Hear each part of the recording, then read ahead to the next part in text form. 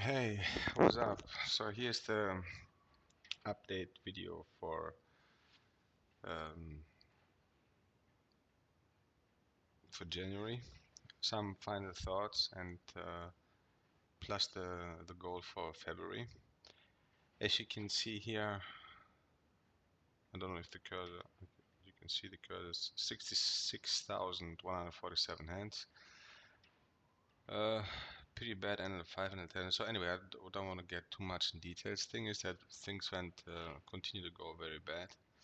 Downswing continues, except of one day, I think, or the beginning when it went pretty good, and one day went like very good, but the all in all rhythm continued with downswing.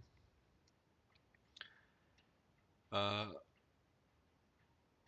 Now that I've finished, I have to say I'm pretty happy about it, no matter if I lost $185 and things went very bad, but it's the first time that I really consistently played every day, like about 3,600 hands, I think, and it never happened before. So Black Rain 79 was right when he said like it helped him also. Doesn't matter. 2 years, I think he said nobody watched this blog or read his blog, and it doesn't matter because it made him uh, be consistent. And you have always this thing in your mind. Okay, I have to do the blog today. I have to do the blog today. It's even if you know like nobody's watching it. I saw like that I have no views at all, and I had the funny thing is that I have for every uh, post I had plus one, and I was like, who's this plus one? Who's this plus one? Right? Who's watching it? And then I found out like plus one goes by itself anyway.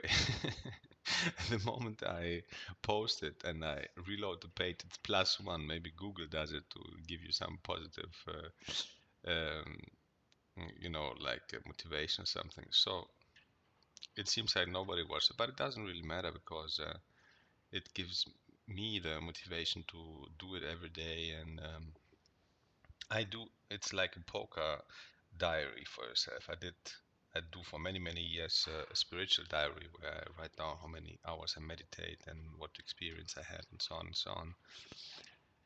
But I never really, just sometimes I wrote something about poker, and this is just only for poker. It's like a diary, and um, it's good because it helps me uh, to be consistent in with my goals and so on. And who knows if I really manage to have the goal, reach my goal of 1 million in a few years.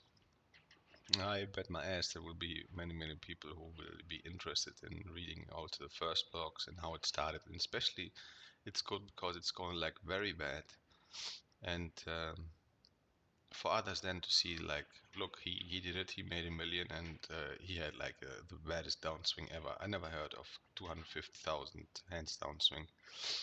I didn't watch too many people playing, but like, like the man for a small stake is Blackhand 79, and he was talking about big downswings around 100k hands. So um, surely maybe I also uh, tilt a bit more, like I surely did a few times in those days. So um, this makes it even worse. But anyway, so I'm pretty happy. I completed my goal of Gold Star with 2,500 VPPs, and I wanted first to continue playing NL5 and NL10 Zoom 4 tables each, but then I thought like, um, let's concentrate. So I will not be able to work now on my supernova goal as uh, how I thought before, like every month 9,000 VPPs through NL5 and NL10, which is still possible. But I can do this also starting March, because there's still 10 months left. If I do this month now, my goal is again to make just a gold star 2,500, which will be 5,000 VPP. So I need another 95,000, which is in 10 months is like 9,500 a month each, and I can do this with NL5 and NL10 Zoom. I made it. I did it before, like 300 VPPs a day. But I thought like I should give NL5 my full attention because it's going like very bad. I have here a picture. I brought up a picture of the which I will also upload to the blog. As you can see here, I don't know if you can see my cursor. NL5, so NL2 I'm 1, NL5 I'm plus in all other games like NL5 full ring, 6 max and so on. Just the NL5 Zoom 6 max, I'm $240 down, and all in adjusted is $304 dollars. So it's around 60 buy-ins. I thought, then I was reading the blog of Black Rain again about the win rates, and it was something like very good players can make like 17 big blinds per 100. Average win rate is like 6 big blinds per 100 when you play 1 till 8 tables. So even though 4 table and if you play more tables like 4 big blinds per 100, so even though I play 4 Zoom tables, which translate into about 16 normal tables, it's as if I would play like 1 to 8 tables because I can choose when to push the fold button and move on to the next hand. So I thought like if I play only those and can manage to have a win rate of 6 big blinds per 100 for this month, in order to do that I have to play around 2,700 hands. I was counting how much VPPs I have, how much VPPs I get per hand. It's not. I cannot do it with it here. It's like if you see here, where is it? Here it's 4,000. Let me bring up the calculator. So I have here, as you can see, 4,694.85 BPPs, and the hands are 142,805, which is 0.328 per hand. So if I play every day, let's say 2,800 hands, it's 92 VPPs, and this for 28 days will be 2,577 VPPs, which will mean I stay in Gold Star, which is my goal for February, plus to win all this money back, the 60 buy-ins or 50, depends how the all-in adjusted will go. So I will be then on 0 and then never move back again to NL5. So if I play 2,800 hands a day, 28 days are 78,000 hands. If I make a win rate of 6 big blinds per 100, which is 30 cents 100 per 100, which means $3 a thousand hands. So $3 a thousand hands. I think I have to do so $3 thousand hands is 78.4 for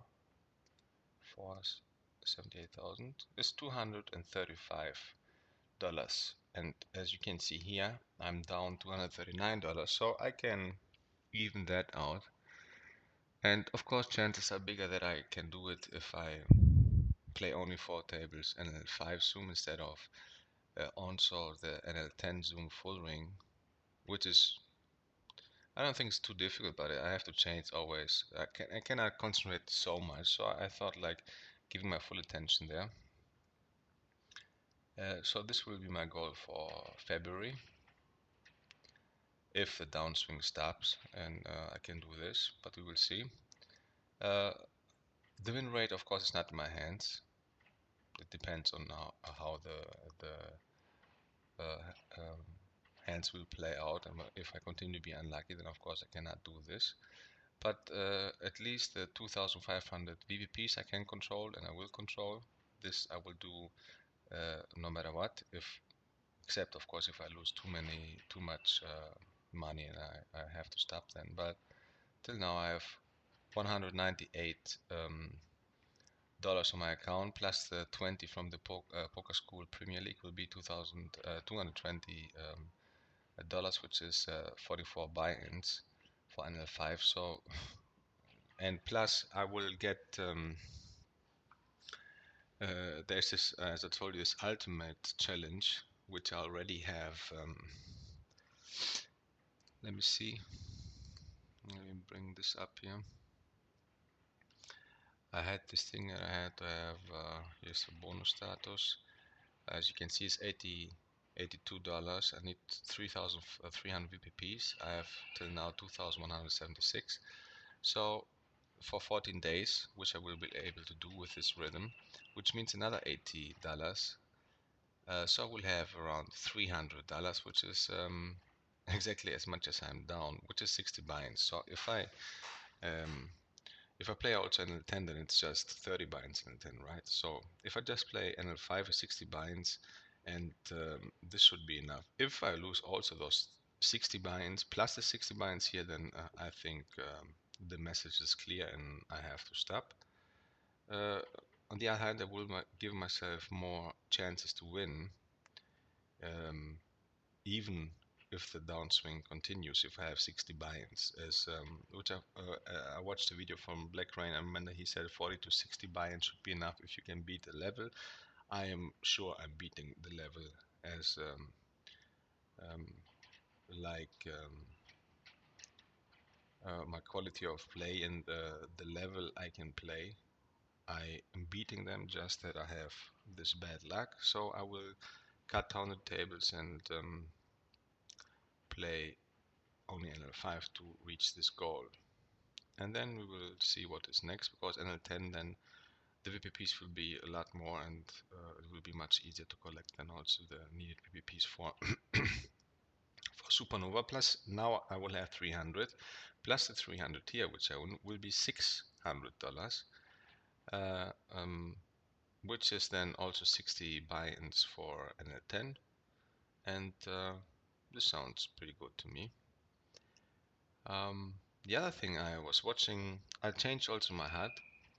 So let's get into some hands I played yesterday and today, where I had this. As you can see, I was here very lucky because I have here 37 plus in NL10, but all in adjusted minus 14. And I remember there were some hands I was really down, like very bad, and got very lucky. So um, hopefully it will change. Let today, 1st of February, be the end of the downswing, or yesterday. This would be nice. Then I talked about my goal with a million and so on, and I happened to see some. Um, so I didn't tag any of those hands. Let me just play some of the big hands. Let me see. What is this? Why is there this HUD? I want another HUD. Can I change it? Options. Show HUD. Yes, but I don't want this HUD. HUD starts really at time of hand. Show hero, show max time, figure preferred CV hand. Launch equal regulator, blah blah blah blah blah blah. Show HUD always. Alright, why is this showing this HUD now? Navigation, previous hand, beginning, blah blah. I changed my HUD and I want it to show the new one here. How can I think if I configure site and options? Pokerstars. No, it's not here. HUD, edit, HUD options. Aha, okay, it's Blackburn 79. So let's do this one. Any. Okay, it's the tournaments. Okay, yes. This one, let's add this one. Okay, apply. Click on it. Why doesn't it click? Let me try again. So, should change now here. Doesn't change. This is the HUD from, isn't it the HUD from Holder Manager? Okay, let's try again. Your report. Okay, let's try again. Alright, here's the HUD. That's my new HUD. It's, let me change it here a little bit. It's the, I had, first I was working with a HUD from Blackburn 79. Then I changed a bit to fit my thoughts and needs. And then I watched a video from Nanonoko, and you know that's he was talking about just having 5 stats on his HUD. And I couldn't believe it first, and then I was writing and asking him if it's true, and he said yes, I have only like VPIP, PFR, 3-bet, steal, and c-bet. So because he is like my goal to play like him in by means of tables like multi-tabling. He's still, I think, multi-tabling 24 tables in mid stakes, or it's called mid or small stakes, like 2-4 NL 400 or NL 100 or something like that. And I guess that's why he has only this few numbers, because he has to play very fast and he can't control too much. And see too much. And the thing I found out is, like, if you see like the first number, like let's say mine, like the first is VPIP PFI, and I always had also the aggression factor, but many times I thought I saw like players who have a aggression factor of 1 or 2 something, very passive players. They pull some big bluffs on me, and sometimes when I look them up, most of the time when I was angry and I said, okay, I will look you up now, although I think I'm beat, many times they were bluffing. So I thought it's not very trustworthy, and so I changed it, and instead of that I pulled the c-bet here. And what I found out is, like, it's much more accurate, because the aggression factor is the way somebody plays post-flop, right?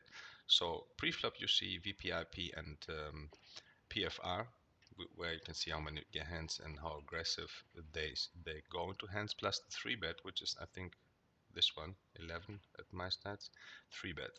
So you can see if he plays many few hands, if he likes to raise or just call, and if he likes to 3-bet, plus the steal, how much he steals, right?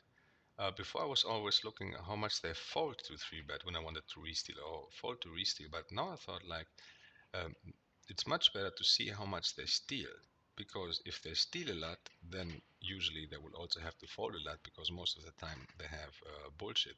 So if this guy here, Victor, who has a steal of 26, just 26, right, and he has 169 hands, so he should have had a few opportunities. And also Andre, even if this player has a 3-bet fold to 3-bet percentage, or fold to the steal percentage of it's very high, it doesn't mean anything, because usually he doesn't steal. So the fold to 3-bet or fold to re-steal number might not be very accurate, because the moment he just steals 26%, it means like he chooses better hands to play with. So I found out that this HUD gives me just a few numbers, but a lot of information about the players. Like he's 70-10, Andre is 70-10, and 100, right? So he c-bets 100% of the flop, right? So already I know that he is very aggressive post flop. I don't need to see the aggression factor, because um, the c-bet is post flop, right? Maybe then he checks turn and river. But anyway, if I come to the river or turn, I concentrate more on my hand. So if I have a good hand, I continue. If I don't have a good hand, I don't continue, no matter if they have aggression factor of 3000, right? So I found that this is very helpful.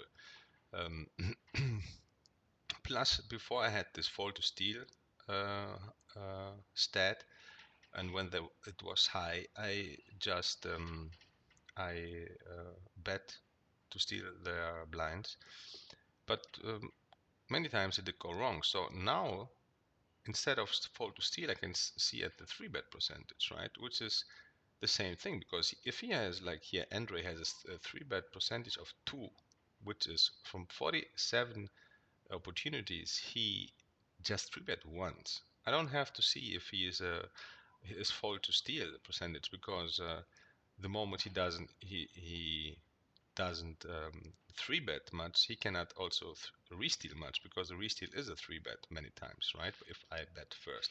So I thought like I saw like there are maybe fewer numbers, but they are giving me all the info I really need, because it gives me full information pre-flop plus flop.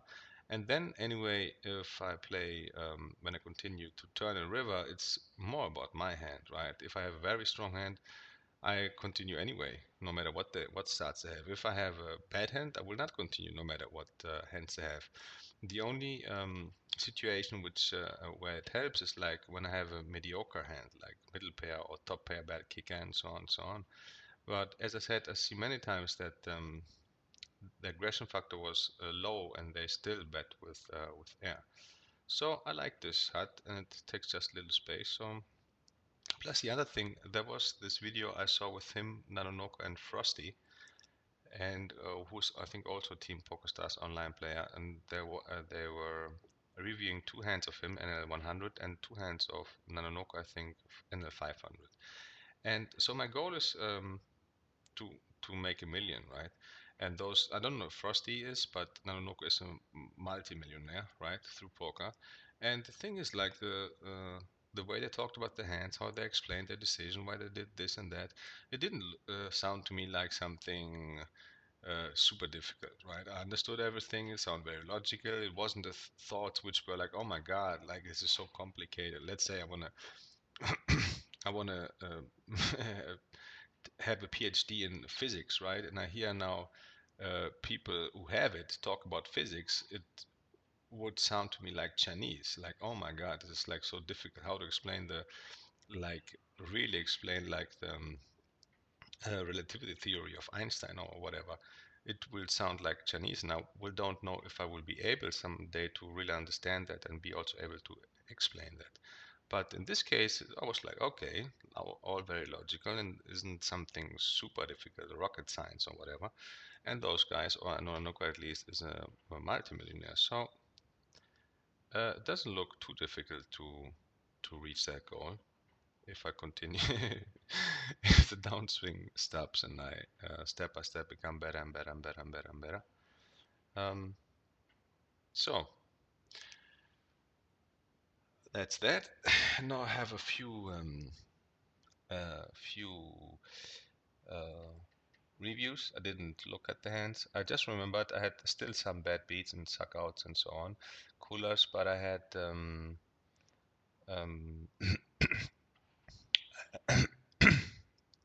I had I was very lucky in those hands. So again, for the HUD, the first number is VPIP, second number is PFR, third number is 3-bet percentage, number of hands in the second roll, then the white number is VPPs. So I always know how many I have. The goal is till I have to make around 85 VPPs a day to reach my again gold star goal for end of February. I will make 5 sessions with 17 VPPs each, which will take me about an hour. So it will be about 5 to 6 hours work every day. And I want to see it at any times how many VPPs I have. If I reach 17, I stop the session and take a break and move on and so on and so on. Okay, that's that. Let's have some hand reviews here. Okay, so this guy opens. I re-raise with tens. I have almost no information on him. I don't want here to call and be raised later, so I prefer to raise myself. He calls. He checks to me. Of course, I c-bet. He calls. Now I have also straight draw. Um, so I think I will continue. Oh, now I play it safe. Oh, and then I make. I remember this was a bad hand. I make a set. He goes all in, and of course here I have to fold, but I don't and pay him off. We have here the ace beats me. We have 1-2 straight. So this is a bad decision, and I think he has queens, right? Yeah. Funny though that I hit my set and he makes straight with the card. I make my set. So this was bad. Ace king. Two people call. I think I should raise here, which I do, to protect my hand and to have to play just with one guy. I think here I will call. Yeah, I think here I was angry and I call, and he has aces or what? Ah, jacks. Yeah, I think here I called because I remember this hand now. Because this guy David, he bet and he just called from the button, right? So the moment I raise, he shoves. So for me, it was like I don't think he has kings, aces, which crush me. This is a move you do many times, or play you do many times with pairs, right? You call and see what will come, or with a weak ace, ace queen, ace jack, or king, or whatever, king queen, king jack on the button. So the moment he shoved, I was pretty sure he didn't have kings and aces, and I thought even I'm a big favorite if he has ace, he could do this with ace queen, ace jack, or with a pair. So either I'm a big favorite with the weaker ace, or I'm a small dog when with a lower pair, and he had the lower pair, and I didn't hit anything, so I lost. So this was not bad because the thought I had, I think, was okay, and it came as I thought it would be. So standard raise, bet. Everybody called, which of course very bad. You have to bet big to protect my hand. Two people out, he calls.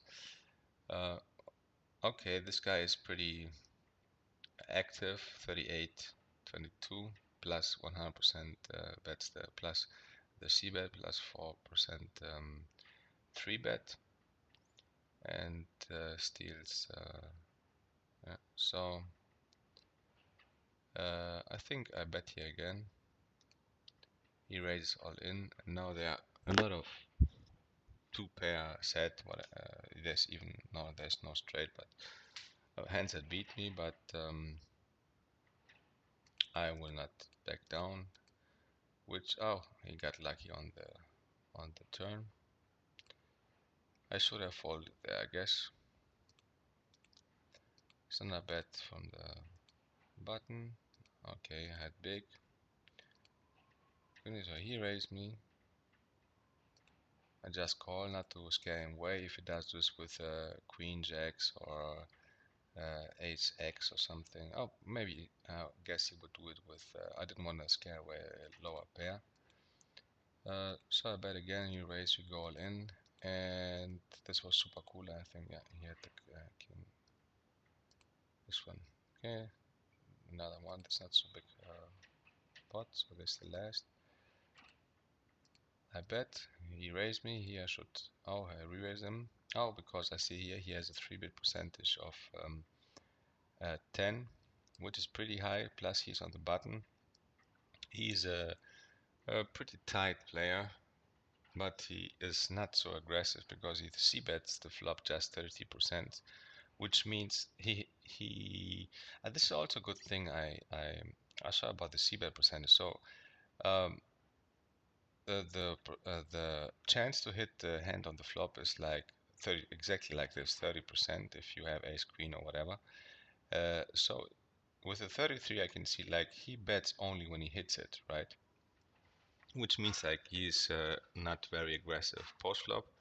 He is pretty aggressive pre-flop, so not, but he doesn't steal a lot, but he 3-bets a lot, like here 10%. So I wanna re-raise him here to see where I am.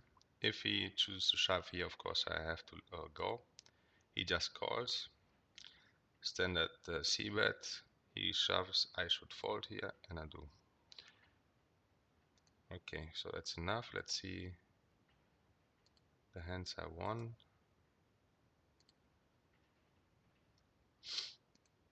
So standard opening, caller, I hit my straight. Of course I will play fast and big. Oh, what's that?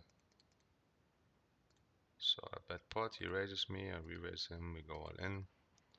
And he has, he had a set, okay, bad luck for him. So this happened to me also many times before, and now I had some pretty good hands where I had cooler others, or I was very, very lucky. I remember that. I guess we will see those hands. So he raises me from the small blind. Of course I re-raise, shove, shove.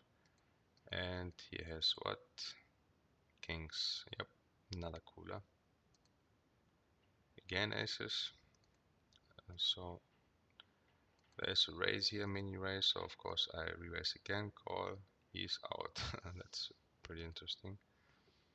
Of course, c-bet.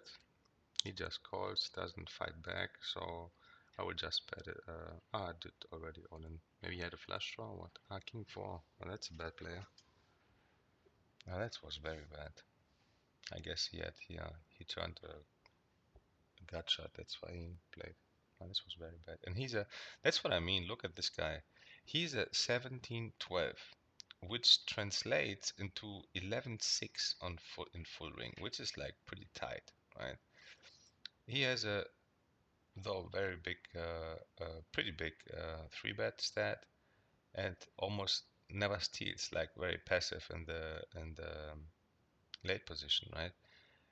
And this guy chooses to play with king 4. This is what I mean. Many times the stats are, and I have 111 hands on him, which is not few. Right? If he plays like 70-12, which is 11-6 on the full ring, and he raises from under the gun, he bets from under the gun with king 4 suited. This guy raises him. I re-raise, and he calls with king 4. Man, is this possible? And he's a 70-12. What hands does he play? What can I have? The only thing he beats, like I could do this, is queens, but anyway, not analyze what they do. They can play whatever they want. Just that usually on the downswing he would hit the second king, right, or a 4, and suck out like this. And oh, this guy, he shoves, and I see he's a 40, 45, 30, which means like he is raising 30% of his hands, right? So he's a total monkey. And of course against, and he played already 70 hands, he always um, c-bet, so he's very, very aggressive. Of course I snap called here, and he did it with ace-8. Yeah, next one. I called here from the button. The nation bets, I think here I will raise to see where I am. I have something, he calls. So let's see how he plays. He checks. I have now a pair plus a flush draw, so I guess I will bet. Yes, he just calls, and I hit my flush, and of course now we go all in. And he had a set, which is very bad play of him. Like, okay, I sucked out, but it's like, is this a suck out? It's not a suck out. Like, if I was in his position, I would play here very fast. We go all in, and if I lose, I have a bad beat, right? So he just played it very bad, right? He called me down, and but still, he slow played it. Usually, I would lose with this hand, right? Most of the time, but I wouldn't bet. Okay, I just continued betting, so I wasn't really bluffing. I had quite a few outs. Of course, I didn't know that he had a set. So he, by not playing fast, he just let me continue, and those things happen. If he would have raised me here on the flop, I would be away, gone. Next one. This is again a small one. So set mining here. Don't hit anything. They check. Oh, he bets. I think, yeah, I should raise to again to see where I am. If somebody has something better, the moment somebody calls, of course I give up. He bets 5. Of course I call the 5, and he bets 1. And this is such a weak play, so I thought here maybe it's 1/4 of the pot, right? So maybe he did this with the flush draw. Yeah, the heart of flush draw, or even a worse pair. So of course I had to call, and he did it with 5s, right? So I was right. That's for NL5. Let's see NL10.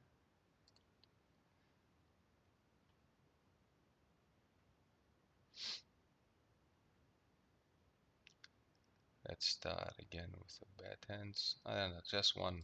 Here I just lost one big one. And with kings. So he opens under the upper. Let me change a little bit the HUD. We don't want this to be in the way. And look, this is a good thing with the small HUD. It fits here everywhere. It fits also between two players. The other HUD, I couldn't, like here now, this HUD would go over the other hands of the guy below. But now with this HUD doesn't, which I like. Here, okay. Opa, where's this? Here.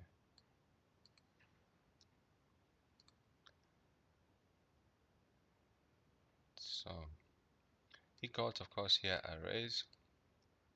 He re-raised me, and of course I will shove. I think he had the aces, right? Yep.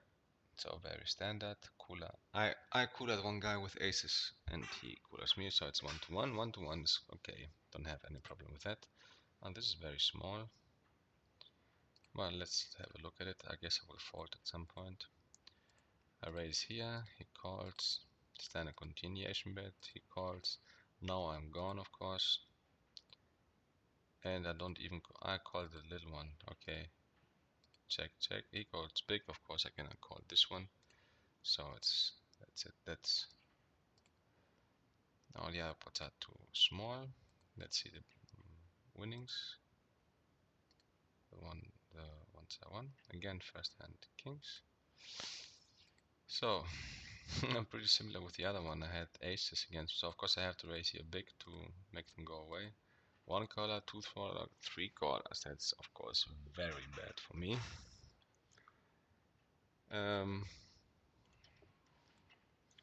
Well, now here I think like if I bet like half pot, right? I think I shoved here. I thought if I bet here half pot or 2/3 or something, and they all stay in, what then? Then I'm lost, like maybe 100%. Like somebody will hit something. So I thought I will just shove it, and if somebody has already a set or aces, which then I'm fucked. But maybe somebody will call with queens or jacks or flush draw or straight draw, which is all here, and I don't want them to have odds to call. So that's why I shove here, I think. Yes, And I have two callers, and then I thought, okay, two callers, I'm lost, of course. And they had both flush draws, I think. Yes, flush draw and king. Imagine that, man. That was a big pot. That's all my winnings, I think. In the 37 I won, and 31 is this one. Just one hand, see? If I would have lost this one, I would be down 10. It's crazy how one hand can make such a huge difference in the win rate, right? When you play good, you play good, you play good. There's one hand you're unlucky and you're fucked, right? So if I lost this one, I wouldn't have the 30 plus. Plus I would have lost my 10, or how much I had. How much did I have? 10, 10. This would mean like my win rate, which is now like 20 big blinds per 100, it would be like minus. I would be minus just with one hand in 1,800. This is crazy. Next one. And let me see, how much did I have? Did I have, was I a favorite or not? The good thing is that they had both flush, so there weren't too many flushes left, right? So he was like super fucked. Sophocles, he's Greek, isn't he? It's a Greek name. He was 40%, I was 47, so I was a little bit a small favorite. We flipped. That's the flip, it's no favorite. So, next one. King 10, I open that. I like to open suited connectors, suited one gappers, or Broadway suited, because many times I hit big with them, and it's good. So he min raised me, I just called, I hit the nut flush. I want to bet big and strong, so another. What was this? He donk bet into me. That's very good, of course. I raise, he shoves, and he's unlucky because he had the 8-6, I think. Yes. Another cooler for me. So it seems like the title of the post was Pokerstars rigged program is broken. Like suddenly it changes on. Of course, it's a joke, and I hope it's just logical math how it has to turn around some day, and hopefully it is now. So I guess I will raise here. Yep. Oh, he rears me, but just a bit small. Like, of course, I cannot shove, but I have like 3 or 4 to 1, 3.5 to 1. So of course I call and I'm in position, and this hand play is very good. I can hit big or just let it go. Of course, here I have like very pretty good flop, 2 overs, and okay, the overs may not be good in this situation, but the fact that he just min raised me there doesn't say too much. So he continuation bets half, and of course you have to decide if I shove. Calling is out of it's not an option. Either I shove here um, or let it go. The way he played it, because he played it, he did re-raise me, but very very weak. I didn't like that, so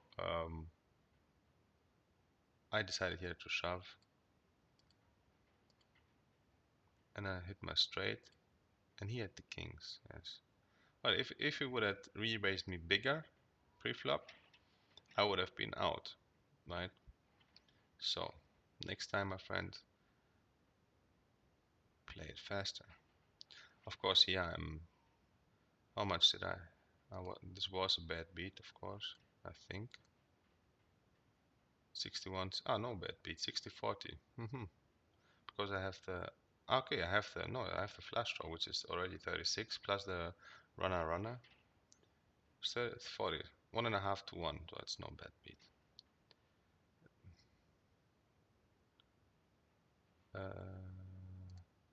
Next one. Another big pot. Here I was super lucky. This I remember. Here was I played very bad this hand, and I was super lucky. I raised this guy. I do this with many suited connectors because they are disguised afterwards. I mean, who raises with 6-4 suited, right? Again, min raise, of course I have to call. Then he checks to me. All right, so at this moment he's very tight. He's like 15-11, which is like this is already a full ring. So he's not very tight. He's a tight aggressive player, right? So he's 15-11 too. He has very good stats. I think it's like perfect stats. 15-11 too, right? 75% free C bet. A little bit low the steal percentage. So I know that this guy can fold, and the moment he bet 75% of the pot, right? So this means like he bets most of it, and when he doesn't bet, usually either he has a monster, or either he has aces here, or he doesn't have anything and gives up, right? And that's the other thing, the good thing with C bet. Like I watch it more now, because as we know, 30% of the time we hit something and the other 60% nothing. So 2 to 1, right? So if I see somebody bets C bet 30%, it means like he bets only if he hits, right? So if he bets, I know he has it. If he doesn't bet, he is giving up. The same with if somebody has 75% like this guy, which means like if you hit 30% and he C bets 75%, it means like half of the time he doesn't have anything because only 30% he hits. If he raises 60% or more, it means like half the time he doesn't have anything. So I can think about if I can raise him there, and if the board looks like he didn't hit what he has. And plus, if those players who continuation bet 75% or like me 93%, if we check, then we really don't have anything, right? And usually it is like this, out of position. So he three bets, he re-raises me pre-flop. The ace comes and he doesn't bet. So I think he has kings or jacks, because he would bet any ace. He would base ace king, ace queen, I think. Maybe not ace queen. So either he has two pair plus, or he has kings and he is afraid of the ace, or he has jacks. So I thought, since he checked, I thought, yeah, we'll just shove and that's it. And I think he had the aces, didn't he? Yeah. Oh, he had ace king. Yeah. So he checked. This was very bad. He has ace king and he checks this flop, like he had aces or something. This is like super bad. He has ace king. He really has me flip flop. The ace come and he checks. Oh my god. Oh my god. This is like very bad. Flop. How much did I have? This was a huge bad beat. 80. Ah, not so big. Like the other way around. Usually I have like many times, as we saw in the last videos, 10% and they hit it. So 20% is like a very standard aces versus anything bad beat. Oh my friend, if you would have called the flop, bet the flop, money would be yours.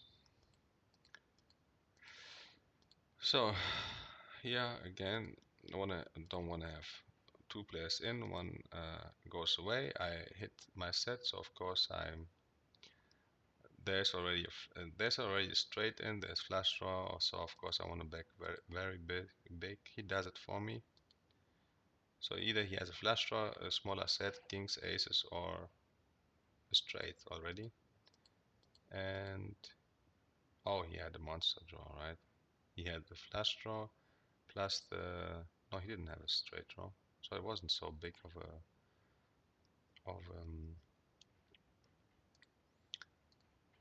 it wasn't too big. But he's still a favorite. Oh, am I stupid? He flopped the flush. He flopped the flush. But I still have 33% because I can hit, of course, my queen or any other card doubles up. So it's still a bad beat. It's 2 to 1. So there were now I think, 3 bad beats. So on my side, so min, I just go along because I don't want to raise too big and then pump the pot up too much. I have pretty big draw, so I play it aggressively like usual. And now I hit my flush, and of course, the only thing I'm thinking is how to get as much money as possible. So I don't bet too big because there are 3 players in, and I don't wanna. If there was one, I would play a bet bigger. But since there are 3 players in, I bet a little smaller, so they come along. He comes, he goes. So now it's of course a shove, and he had this. Oh, he did it with this one. Okay. And one more, last one. Okay, standard raise. Although he never steals, but with an ace queen, it's like fold, or I don't call here out of position. It's like raise or fold. I decided here to raise, just calls. I flopped a nut flush draw, so of course I could continue. Okay, I think here I check back, pretty tricky, and here. Oh, he pays me off. Oh, so it was good to check on that. Oh, another cooler. He had the second best flush. This was strange. On the flop, I checked because I didn't scare him away, and he checked. Maybe, maybe because he didn't want to scare me away too, or he was afraid of the ace. I guess he didn't, because of the ace. Because he didn't want to scare me away. So that's it. Okay. Let's see another connector. Call here. I hit big. Don't raise because again don't wanna scare them away, but again, and he calls also with ace 4. Wow, this is really bad. Ace 4. He has nothing. He has absolutely nothing, and he calls. He calls 75%. Anyway, so that's that. Um, we'll post this now. Update the post with this one, and it's already 1:46 in the morning, 1st of February. So as I said, the goal will be 17 VPPs per session, 5 times a day, 85 VPPs a day, which would help me to get my ultimate in 14 days, Valentine's Day, $80 plus the 2,500 VPPs for Gold Star end of the month. And the goal will be I will play just NL5 4 table Zoom to have an average win rate of 6 big blinds per 100, so I can finally get all those 50, 60 buy-ins back and move on to NL10. Of course, the results can never be a goal because it's not in my hand. My hand is just to play the best decision I can, but just saying would be nice, like an average 6 big blinds. We'll see. That's it for now. Talk tomorrow or today in the evening after I do my 3,000 hands or 85 VPPs. That's it. Peace out.